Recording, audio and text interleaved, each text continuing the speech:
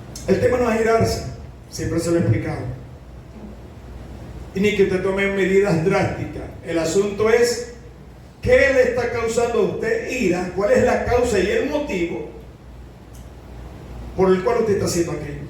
Cuando el Señor Jesucristo volcó la mesa, ¿qué les trajo a ellos a la memoria?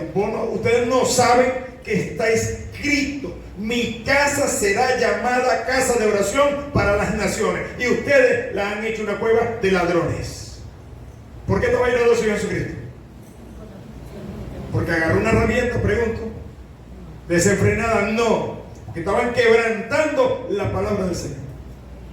Si usted se aira por eso, usted es un bienaventurado, no hay problema. Pero no vivimos airando con la esposa, con los hijos, tirando puertas, por favor. Esa clase de ira no le va a sumar puntos en ningún lado, y usted no va a ser un bienaventurado por hacer eso. Más bienaventurado es que trate bien a la esposa y a los hijos. Eso sí le va a traer bendición a su vida. Amén.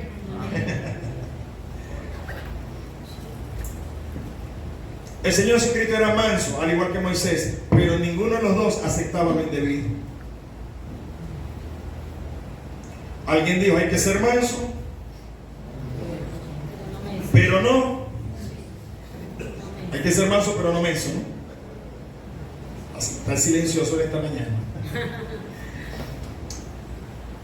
Vamos a la otra figura que usa el Señor Jesucristo, Mateo capítulo 5, para ir cerrando. Mateo capítulo 5, nuevamente. Entonces ya hablamos de los que lloran. Estamos claros entonces que no es llorar por cualquier cosa. Son cosas que tienen que ver con el reino de Dios, que me hacen, que yo en mi corazón he decidido sufrir para que esta casa, que es casa de oración, funcione como debe ser. Es un lloro que produce bendición delante del Señor. Entonces dice, aparte de bienaventurados los que lloran, porque ellos recibirán consolación, bienaventurados los mansos, porque ellos recibirán la tierra por heredad. ¿Ok? No, el 6, exacto. Bienaventurados los que tienen hambre y sed de justicia, porque ellos serán saciados. Mansos sobre la tierra, con hambre y sed de justicia, porque ellos serán saciados. ¿A quién pertenece este grupo? Este no es un hambre, no es un hambre abstracta, no es rabia o enojo desenfrenado por cualquier cosa tampoco. Son aquellos que sienten su corazón enardecido al ver la idolatría, el pecado y la maldad. Hambre y sed de justicia. ¿Qué significa hambre y sed de justicia? Usted, hasta que no coma, no se le quite el hambre. La presencia del hambre le dice que usted tiene que ir a comer, tiene que saciarla, tiene que sentarse a comer. Cuando una persona dice la Escritura que tiene hambre y sed de justicia, es algo que está sintiendo, y hasta que no lo sacie no se va a quedar tranquilo. Pero su hambre no es por cualquier cosa, dice el Señor. Hambre y sed de, dígalo conmigo, hambre y sed de justicia. De que las cosas funcionen bien, de que se hagan como se deben. Ese es el hambre que va a ser saciado también en el Señor, y pertenecerá a aquella persona al grupo de los bienaventurados. Hambre y sed de justicia, porque ellos serán saciados. Hay unos pasajes en la Escritura que están relacionados con esto que son sorprendentes. A lo mejor no sé si ustedes se lo han encontrado, pero nos causa mucha reflexión. Dice la Escritura en el Número capítulo 25, 6 al 11, que se presentó un acontecimiento en el pueblo de Israel. Por eso te estoy hablando que esto no es agarrar rabia por cualquier cosa, sino que tengan que ver exclusivamente con cosas del reino. Vamos a ubicarnos allí. Números capítulo 11.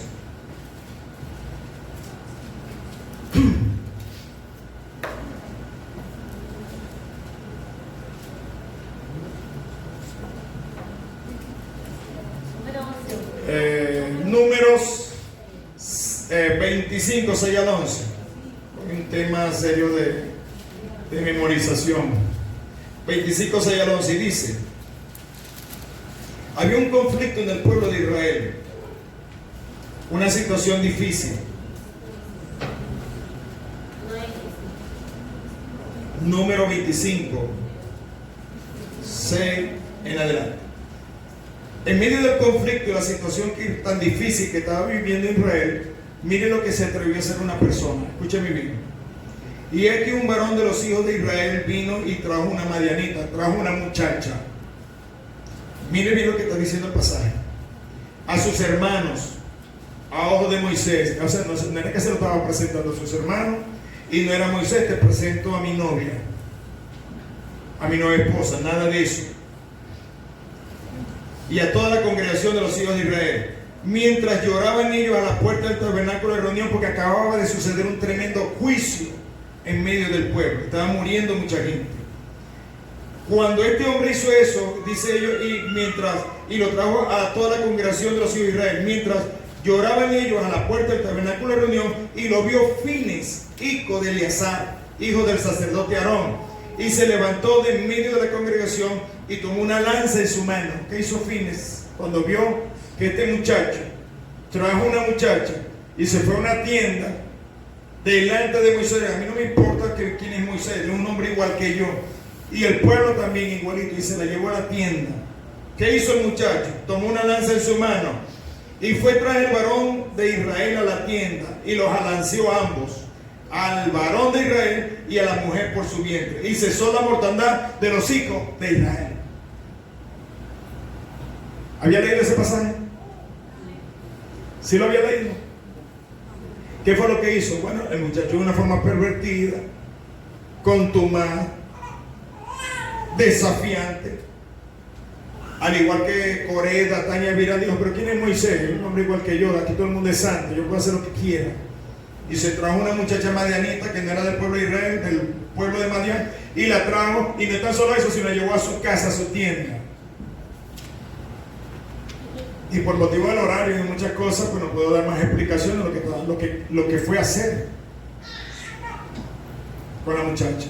Se enojó uno de los chicos del pueblo de Israel, Fines, hijo de Eleazar, el sacerdote. Agarró una lanza y se fue detrás de ellos. Entonces, sin vergüenza, ¿qué es lo que les pasa? Y los alanceó a los dos. Pastor, pero la Biblia dice que no matarás. ¿Lo dice o no lo dice? ¿Y qué hizo con ellos? Los mató. Vamos a ver qué sucede después. Y murieron de aquella mortandad 24,000. Estaba muriendo gente y este muchacho, siendo contumaz, hizo eso. Entonces el Señor habló a Moisés diciendo: este Fines, hijo de Eleazar, hijo del sacerdote Aarón, ha hecho apartar mi furor de los hijos de Israel, llevado de celo entre ellos, por lo cual yo no he consumido en mi celo a los hijos de Israel. Por tanto, diles, he aquí yo establezco mi pacto de paz con él. ¿Qué está ratificando el Señor? Por cuanto él tuvo un celo, una rabia, una ira, un enojo por lo indebido. Pastor, pero el decálogo dice no matará. Dios está diciendo, ese estará siempre delante de mi presencia, y ha hecho que el enojo que yo cargo se apacigüe. El asunto no es que usted se enoje, el asunto no es que usted se aire. ¿Por qué? Porque está parado en el semáforo, está en verde y se le atravesó alguien en rojo y usted le grita 4 cosas a la persona. Y sentimos ira por eso, pero vemos el pecado y no hacemos nada. Vemos lo indebido y no hacemos nada. Este muchacho vio lo indebido, no contra él, sino contra la ley de Dios.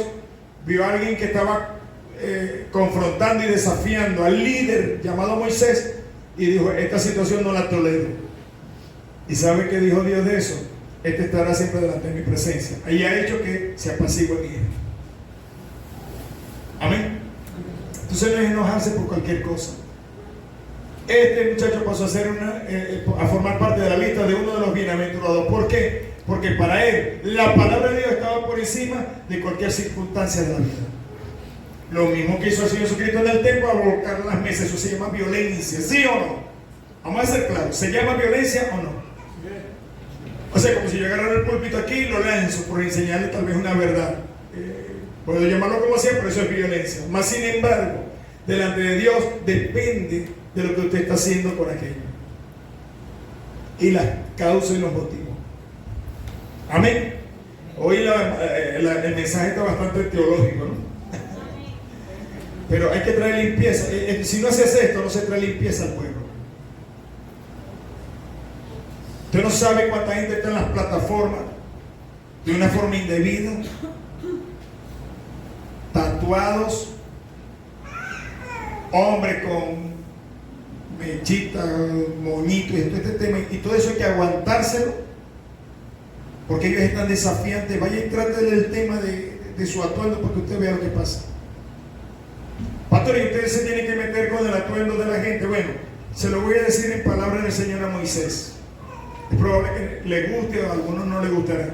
Dios le dijo a Moisés: la vestidura que trae Aarón, tú lo vas a vestir y tú lo vestirás a él. O sea, Aarón no me va a servir a mí como él viene con su vestidura. Con esa vestidura que venimos del mundo, usted no le va a servir al Señor. Eso es lo que está traducido allí. Usted y yo no le podemos estar sirviendo al Señor agradablemente con la vestidura del mundo, con la rabia, el enojo, la ira, el maltrato a la esposa. Usted así no le va a servir al Señor. O se quita esa vestidura, o si no, que no entre, pues se acabó. Si entramos al Evangelio es para ingresar a nuestra vida.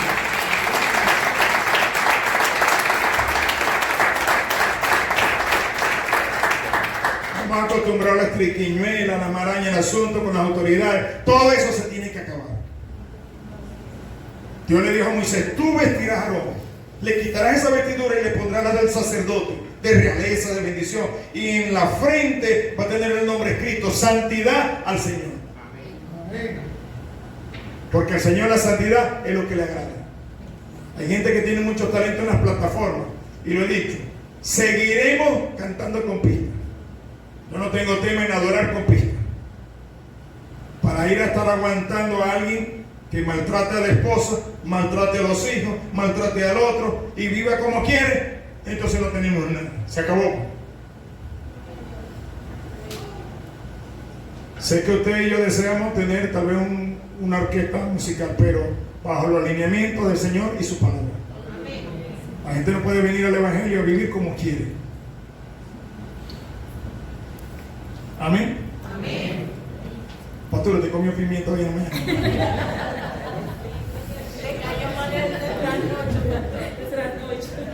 El corte eléctrico me cayó mal.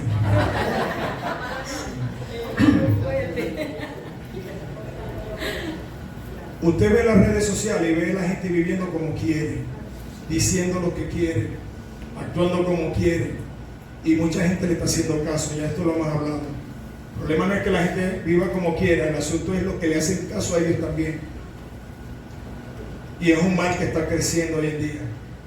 Entonces, con lo que hizo Fines, Dios dijo: primero se paga así, vos mira, y segundo, a ese me lo vas a mantener dentro del sacerdocio. No lo sacó por lo que había hecho, sino que dijo: él tendrá parte siempre, su descendencia siempre estará allí. En Jueces capítulo 6, versículos 27 y 28, dice la escritura que Gedeón, su padre, tenía un altar idolátrico. Se levantó el hombre muy temprano, muy de madrugada, y derribó aquel altar. Prum, prum, prum. Derribó todo aquello. Cuando preguntaron quién lo hizo, Gedeón, y lo iban a matar.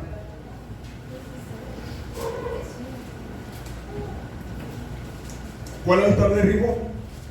El de su, dígalo conmigo, el de su padre. ¿Sabe qué tremendo eso? La familia. A usted y a mí nos va a tocar derribar altares de nuestra familia, porque han vivido el Evangelio a su forma y a su manera, y yo no puedo entrar en ese carril. No es vivir el Evangelio a su forma y a su manera, es a la manera y a la forma de Dios y de su palabra. Entonces hay altares que se han levantado en los vínculos familiares, donde vienen con un Evangelio muy complicado, muy contaminado. Usted que ha nacido de nuevo no está obligado a alinearse con eso. El Señor Jesucristo no se alineó con su generación, Gedeón tampoco, y Fines tampoco. En medio del rebulicio de todo eso, ellos tuvieron que tomar acciones, y Dios espera que usted y yo en este tiempo tomemos nuestras acciones también. Si queremos ser uno bienaventurado, ¿cuánto quieren ser bienaventurados? Amén. Así es. Bueno, vaya buscando lanza. mesas que derribar. Recuerden, es una ira que tiene un propósito y es honrar la palabra del Señor. Cuando usted vea que se quebranta el principio bíblico, la palabra de Dios, vuele lo que sea, que Dios está con usted. Amén. Amén. Aleluya.